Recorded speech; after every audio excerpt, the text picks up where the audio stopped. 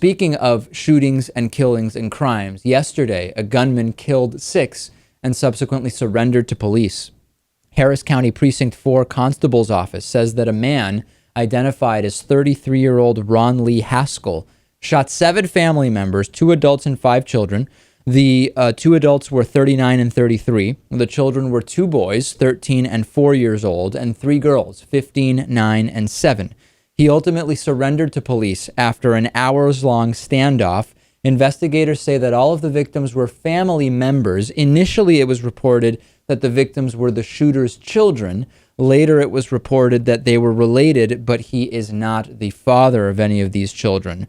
According to documents read in court today, the 15-year-old girl said that Haskell knocked on the door of the family dressed as a FedEx worker, asked for her parents. She said they weren't home, left, returned a short time later, knocked on the door again. She told him once again her parents aren't home.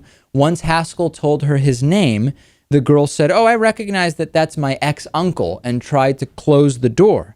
The teen said Haskell then kicked the door in, tied her up, and when the rest of the family came back, tied them up and put them face down on the floor, asked where his wife was, and when they told him they didn't know, he shot them all execution style in the back of the head and left the scene. The bullet only fractured the teen girl's skull, so she played dead until Haskell left and eventually called 911. This is out of a horror movie. I could not imagine details that would make this even more insane. Right. It's highly disturbing. And of course, I don't like hearing that it happened right here in Texas. No. And eventually the alleged shooter sat in his car with a gun to his head. Police were eventually able to apprehend him. He surrendered to police. He's already been charged with capital murder. He is being held without bond. We don't often get shooters like this alive. It's incredibly sad. It is all but a foregone conclusion that there will be an attempt to pursue the death penalty here.